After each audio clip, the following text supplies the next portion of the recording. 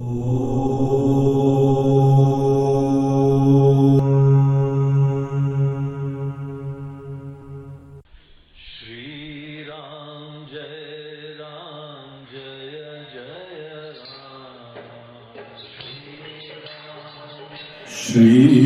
गुरु चरण सरोज रज निज मन मुकुर सुधारि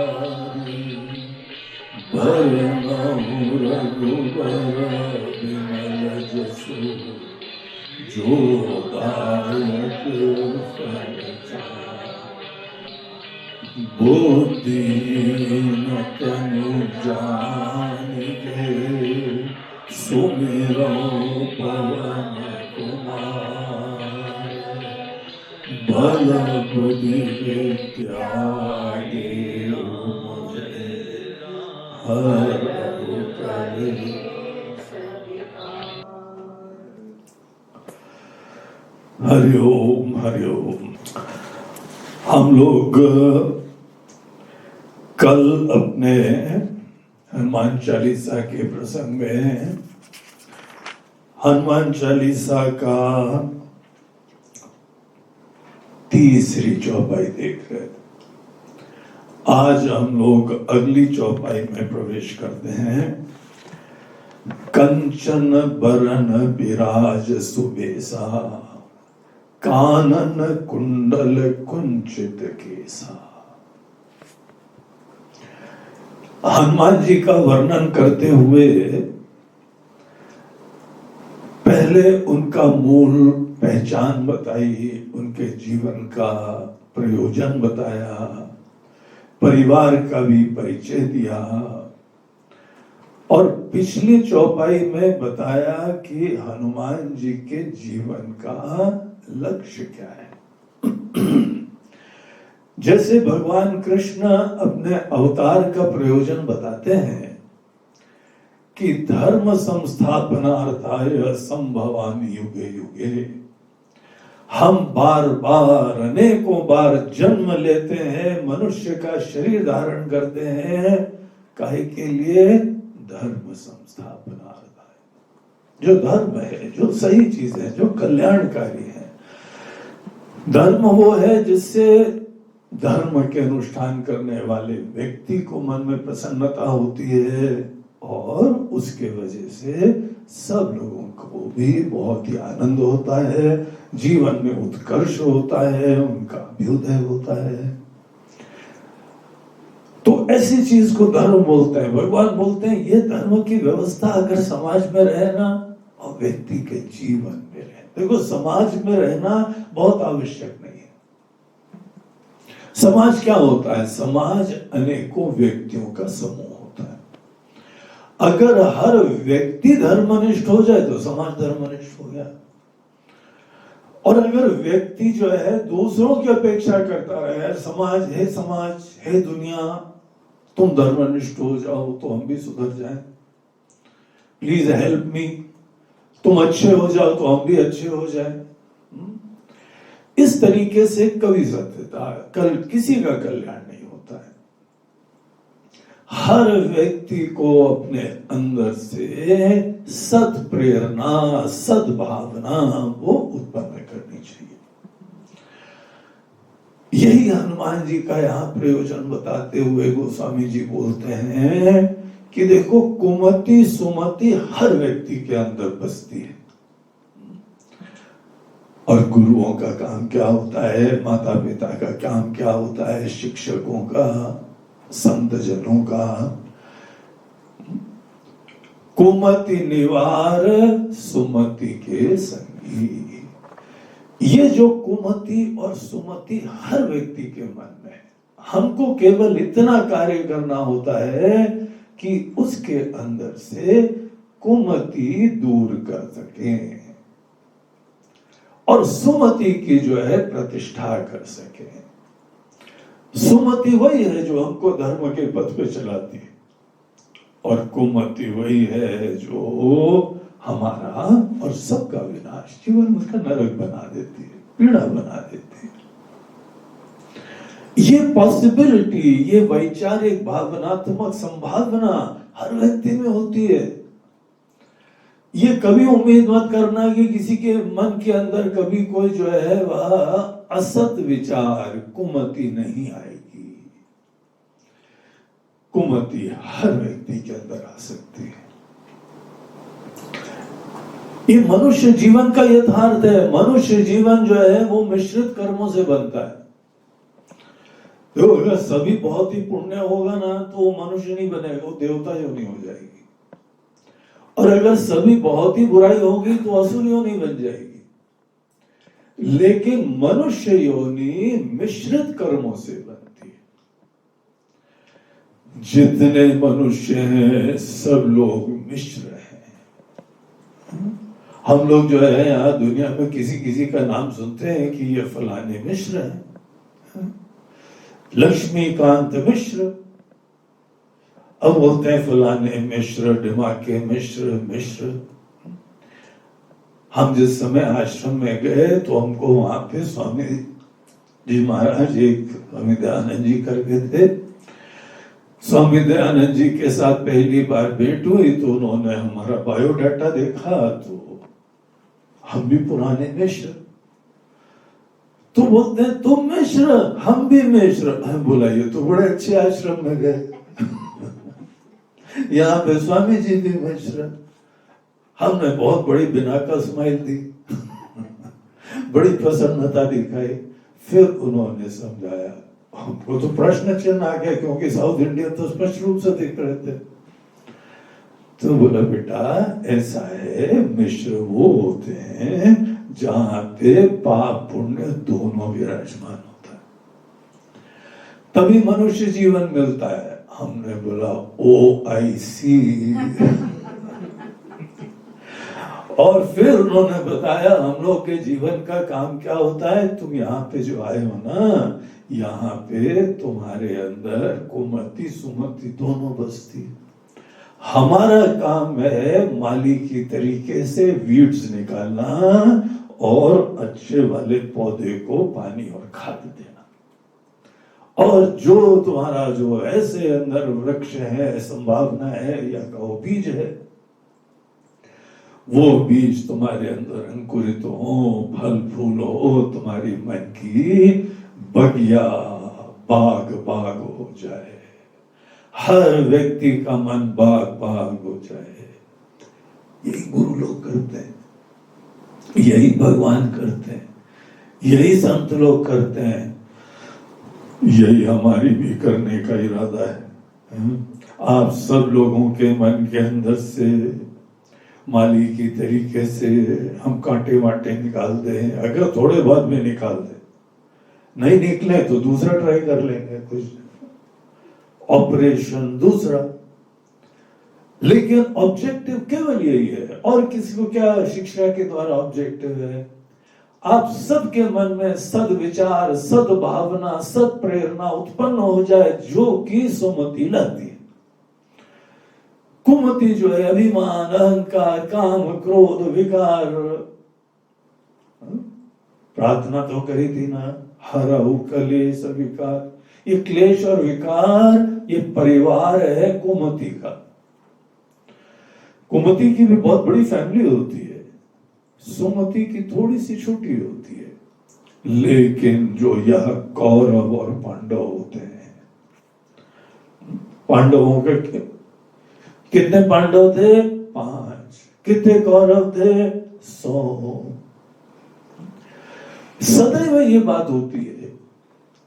इसीलिए अगर ऐसा कुछ हो कि हमारे अंदर सुमति कभी कभी सर उठाती है और कुमति ज्यादा उठाती है, तो कोई बात, चिंता मत करना, तो हम नॉर्मल हो।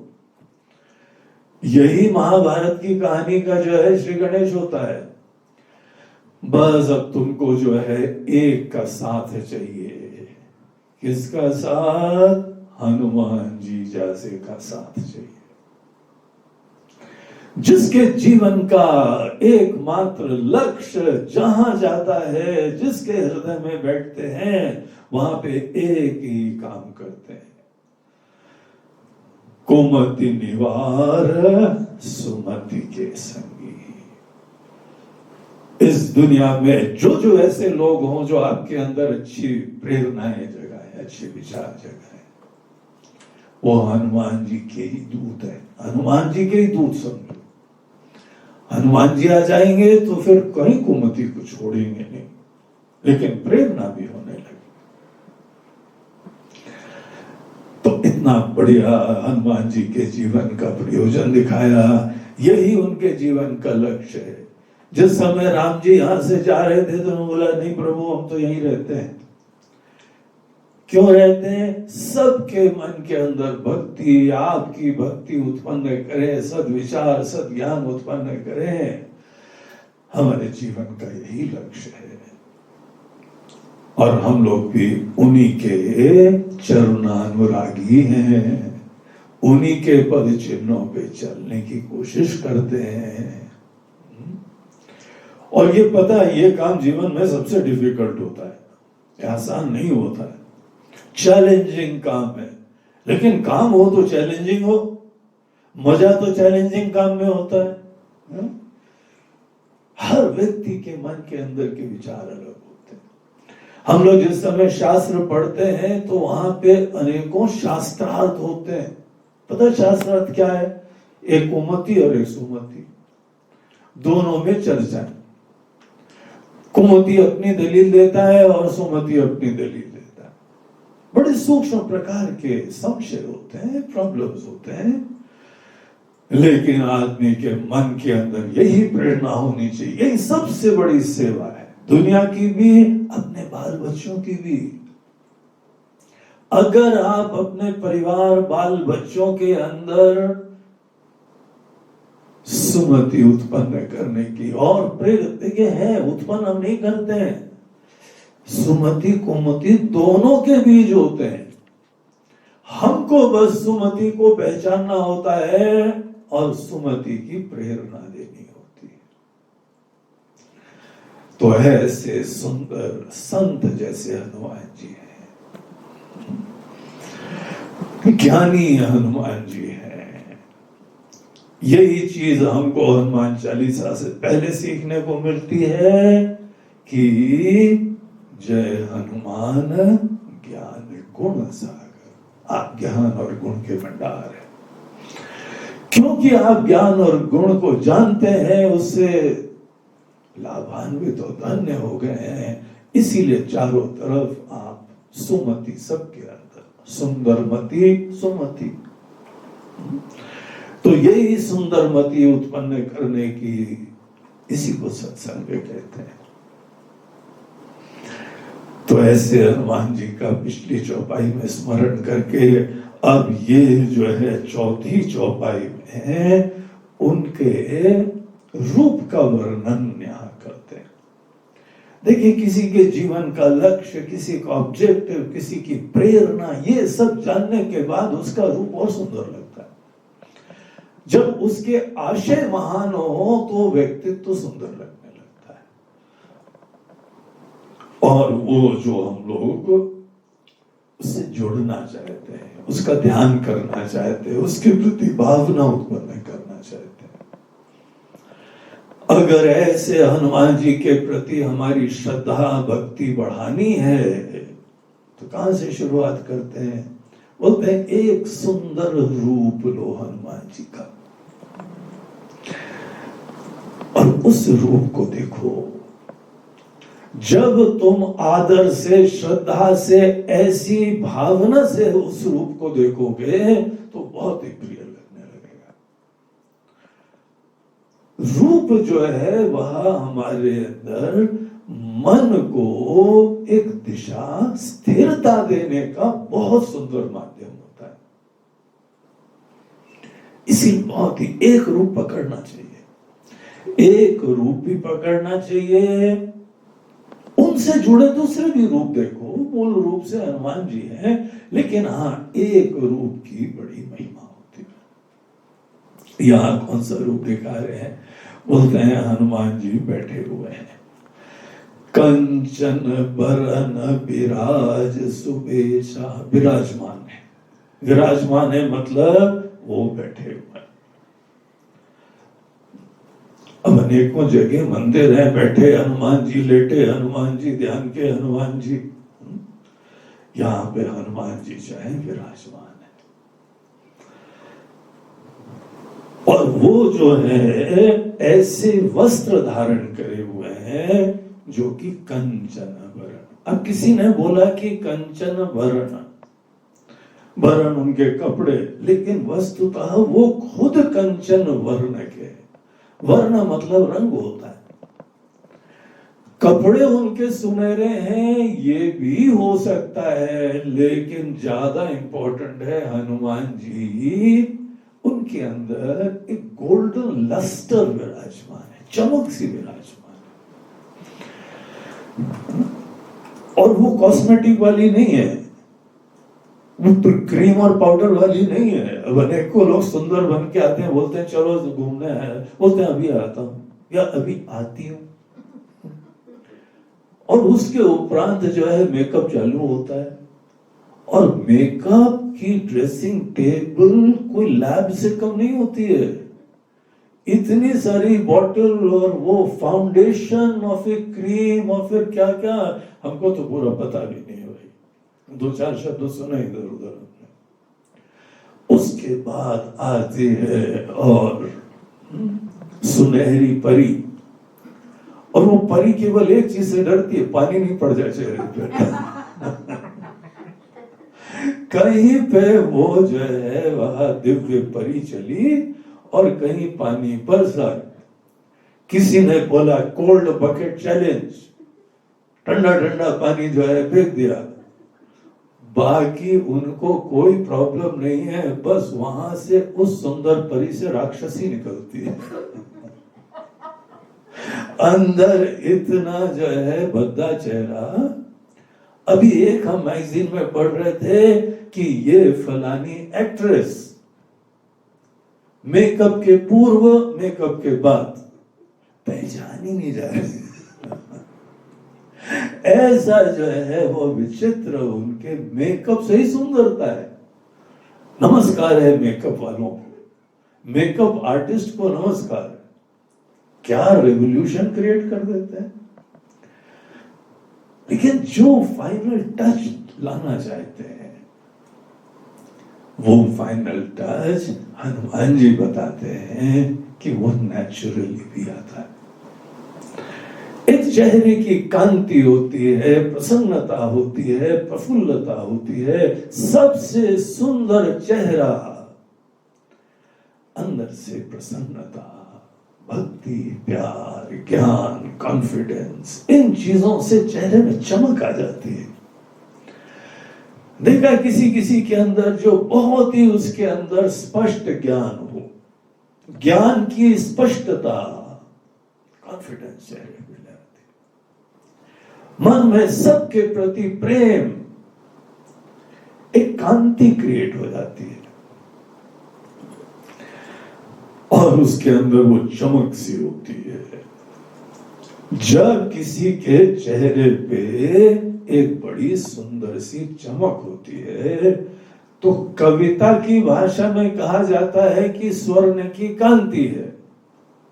हाँ ठीक है, रामलीला में उन्हीं को बनाएंगे तो सोने का पाउडर लेके लगा देंगे उनके ऊपर।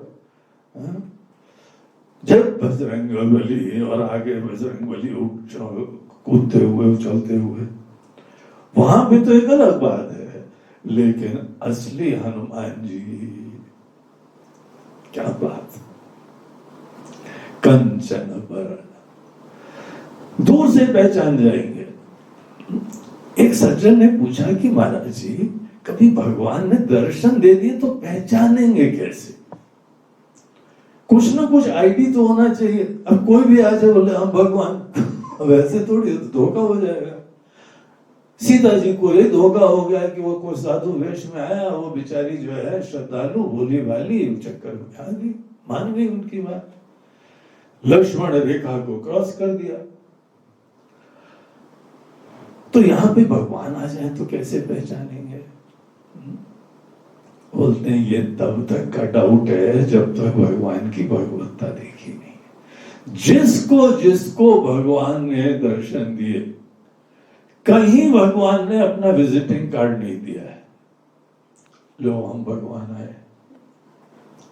क्यों? उनका चेहरा ऐसा चमक, ऐसा प्रेम, ऐसा प्रकाशमय, दिव्य।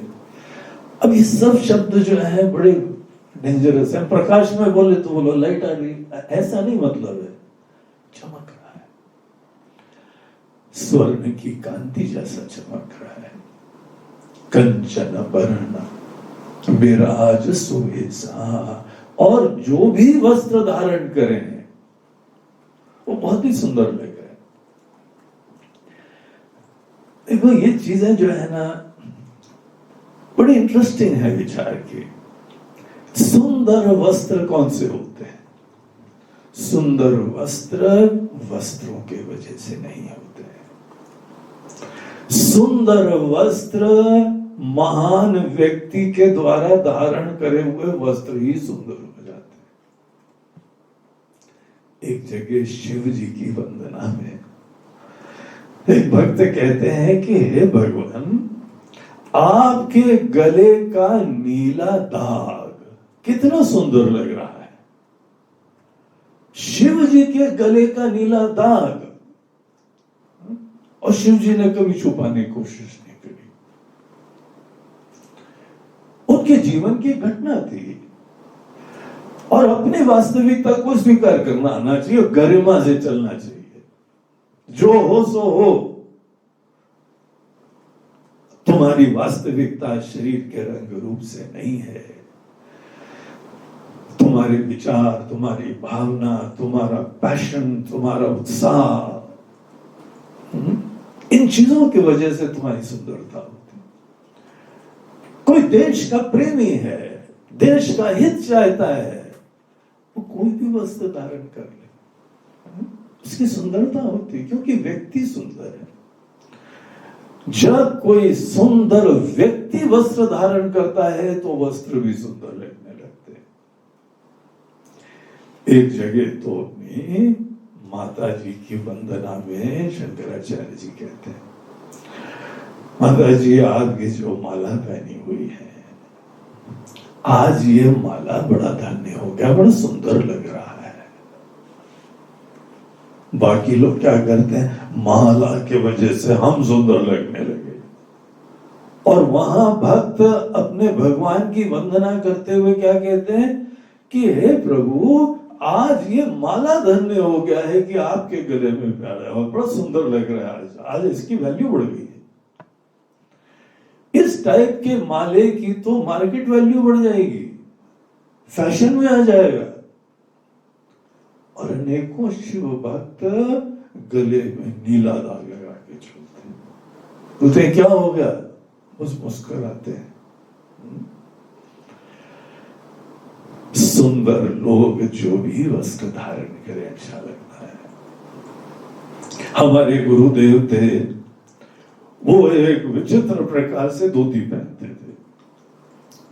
वो हमने एक आध बार ट्राई करी, हमको कुछ समझ भी नहीं आया कैसे पहनते हैं। वो लपेटते जाते हैं, नीचे से धीमे धीमे वो उठती जाती है उसका बॉर्डर। हमने जब उसको पहना तो हमारे पेट में बहुत बड़ी हो गई वो, क्योंकि लपेटते लपेटते वो ऊपर ही आई। मगर उनके पेट में वो ज्यादा बड़ी भी नहीं होती थी। अब उसे स्पेशल धोती होगी, एक तरह से मोटी, धीमे धीमे से पतली होगी। लेकिन जब उनका कपड़ा धोने के लिए आया तो वो पूरी की पूरी। धन्य है, कैसे पहनते हैं। लेकिन वो जो भी पहनते थे बहुत सुंदर लगता था, कम से कम हमको बहुत अच्छा लगता था। हमारी नजरें उनके प्रति श्रद्धा थी, इसीलिए वो जो भी पहनते थे। और किसी दिन केवल धोती और अंगवस्त्र पहनते थे। अपने कंधे के ऊपर एक अंगवस्त्र लटका हुआ है, तो जिस अंदाज से लटकता था बड़ा अच्छा लगता था। फिर हम रूम में आते तो उस अंदाज से लटकाते थे। उनकी हर चीज अनुकरणीय लगती थी। फिर धीमे धीमे पता लगा कपड़ों से उनकी सुंदरता थोड़ी है, तो अकल से, उनके ज्ञान से, उनके बड़े दिल से। लेकिन हाँ, शुरुआत आदमी यह रूप को बड़ा सुंदर देख के करता है। यहाँ हनुमान जी बैठे हुए हैं, वीरासन में सोच लीजिए बैठे हुए, पूरा शरीर स्वर्ण जैसा चमक रहा, स्वस्थ है, बहुत ही हट्टे कट्टे है, चेहरा प्रसन्न है और सुंदर वस्त्र कुछ धारण करे हुए।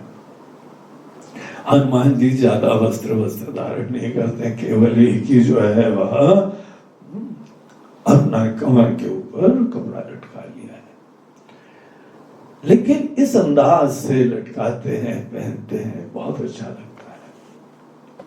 तो एक ऐसा रूप का स्मरण हो, कंचन बरन विराज सुबेसा, कानन कुंडल कुंचित केसा। उनके बाल थोड़े से घुंघराले जैसे, बहुत लंबे बाल नहीं है, थोड़े छोटे बाल हैं और वो भी थोड़े घुंघराले जैसे हैं। और कानों में कुंडल है, कान के अंदर छोटे छोटे से, बहुत बड़े कुंडल जो है वो हनुमान जी नहीं पहनते हैं।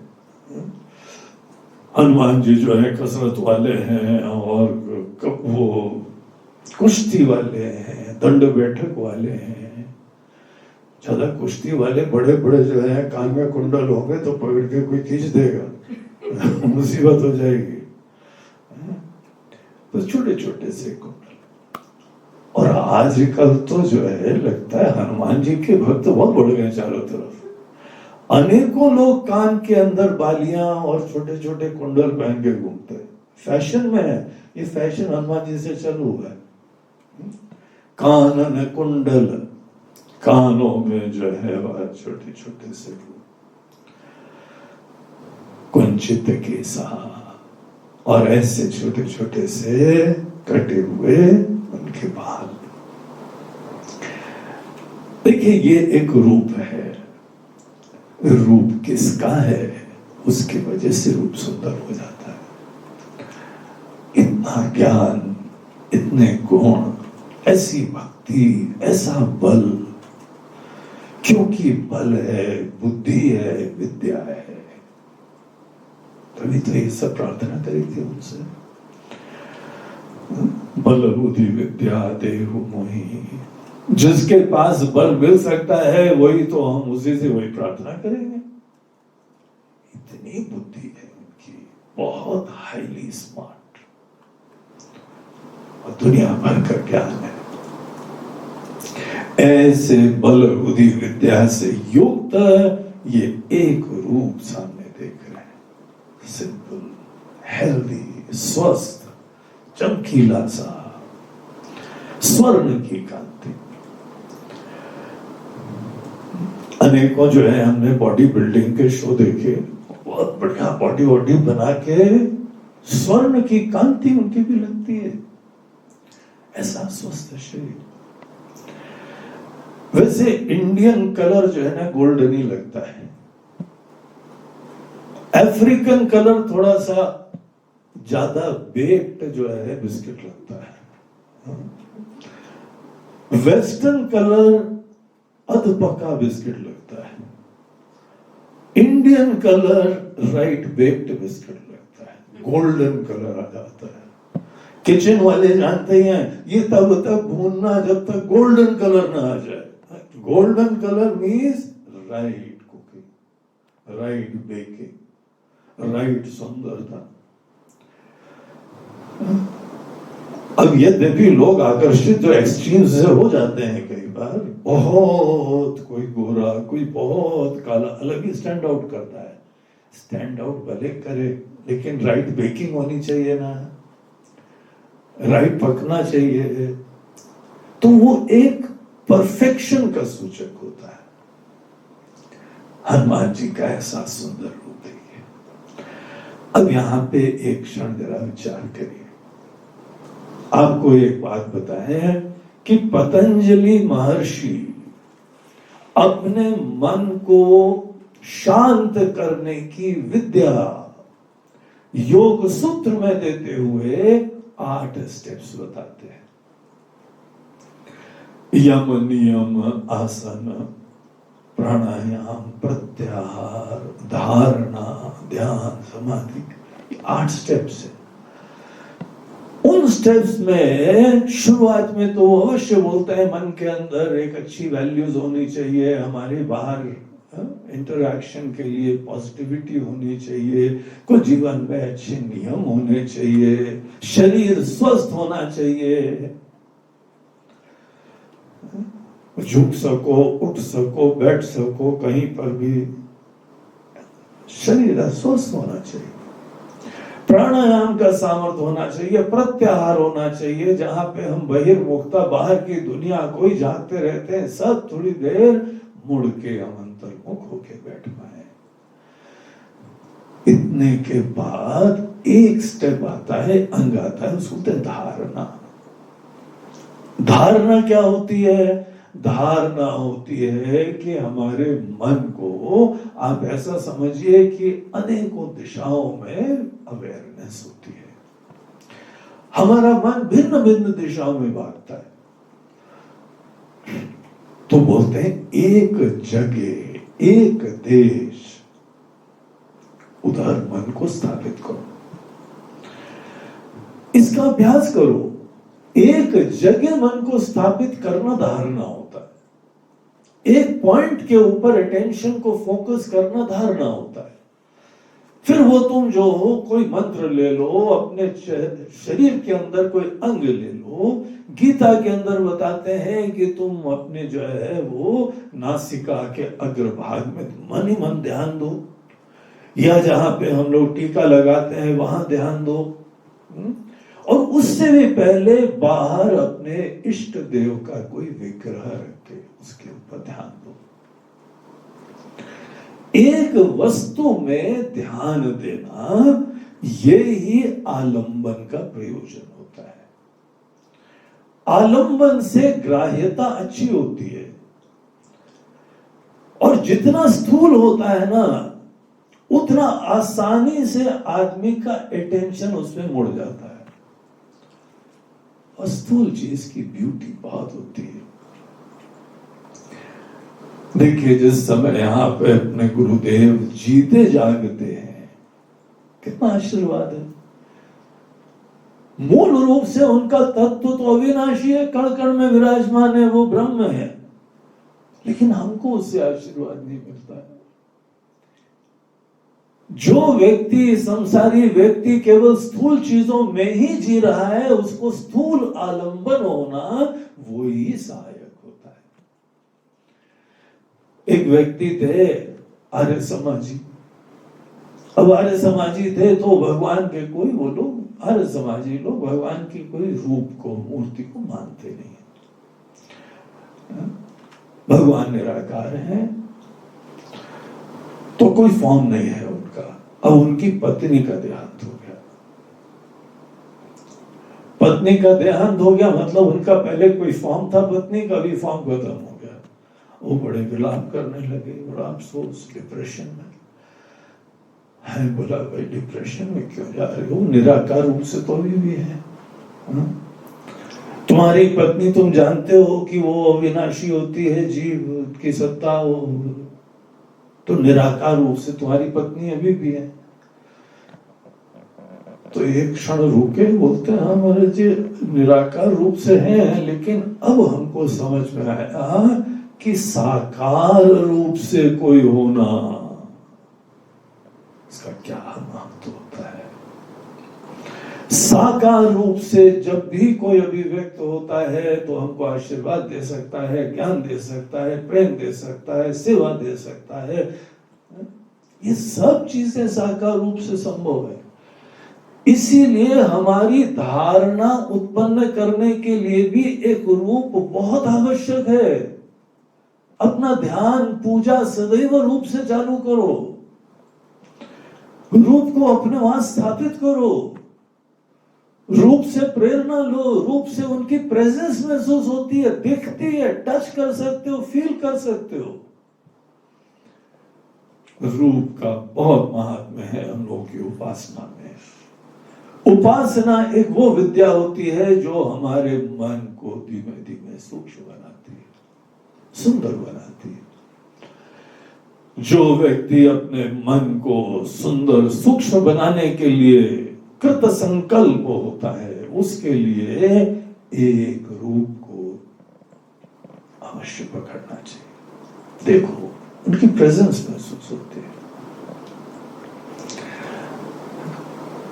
ये किसी के लिए भी होता है। हमारे देश का झंडा, हमारे माता पिता की फोटो, हमारे प्रिय लोगों का चित्र, हमारे गुरुदेव का चित्र, हमारे इष्ट देव का रूप, ये स्टार्टिंग पॉइंट है। इन चीजों को थोड़ी ज्यादा जो है वह इश्यू बनाना चाहिए। इसे लाभ लो और आगे चलो। मन को समाहित करो, मन को एकाग्र करो। रूप में जिस समय हनुमान जी को देखो तो यही महसूस करो, हनुमान जी तुम्हारे सामने प्रकट हो गए। केवल ये कहानियां थोड़ी सुनते रहो, तुलसीदास जी के सामने हनुमान जी प्रकट हुए थे, हमारे सामने भगवान दर्शन दो। कब दर्शन? अरे खड़े तुम्हारे सामने बुद्धू, रूप में बैठे हुए तुम्हारे सामने, वीरासन के अंदर, कंचन वरण विराज सुबेसा, कान में कुंडल कुंचित केसा। इस रूप को देख के हनुमान जी की यहाँ पे प्रेजेंस महसूस करो। तुम्हारी श्रद्धा, तुम्हारा विचार ऐसा तुम्हारे अंदर निर्णय लाए कि तुम्हारे यहाँ इष्ट देवता साक्षात तुम्हारे सामने प्रकट होके बैठे हुए। अब आज ये सच्चाई है कि हम स्थूल बुद्धि है, स्थूल चीजों पर ही महत्व है, स्थूल चीजों में राग द्वेष है, स्थूल चीजों की कामना है, स्थूल से इंटरैक्शन है। तो भगवान को भी स्थूल धरातल पे ले आओ, वहां से इंटरैक्शन करते हुए फिर देखो उनकी गहराई में जाते जाते। इसीलिए हर व्यक्ति को हनुमान जी का एक रूप लेके अपने घर में, अपने ऑफिस में, अपने गाड़ी में, कार में रखते हो कि नहीं रखते हो? हनुमान जी की ऐसी सुंदर मूर्ति बना के रख दो, देखो तुम्हारी गाड़ी का वातावरण बदल जाएगा। किसी के घर में जाओ, वहां पे भगवान की एक मूर्ति हो तो घर का वातावरण बदल जाता है। ट्राई करना, केवल रूप की महिमा देखो क्या होती है। तो ये चीज को रियलाइज करो और एक फॉर्म को मन में लाओ। जितना स्पष्टता से फॉर्म को मन में लाओगे, उतने आसानी से आगे की आध्यात्मिक यात्रा, मन की निर्मलता, ये सब हो जाएगी। हमको वो जीवन भर फॉर्म में नहीं अटके रहते हैं। हम जिससे प्रेम करेंगे उसके मन के अंदर गहराई में जाते जाएंगे, उनकी आत्मा तक जाते जाएंगे। लेकिन ये एक बहुत ही सुंदर कल्याणकारी एक निमित्त होता है। तो यहाँ पे जो है चौथी चौपाई में हम लोगों को एक बहुत सुंदर फॉर्म दिया है। ये फॉर्म अगले ही चौपाई में कंटिन्यू करते हैं, वो फिर हम लोग अपने कल के प्रवचन में। बोलो सियावर रामचंद्र की जय।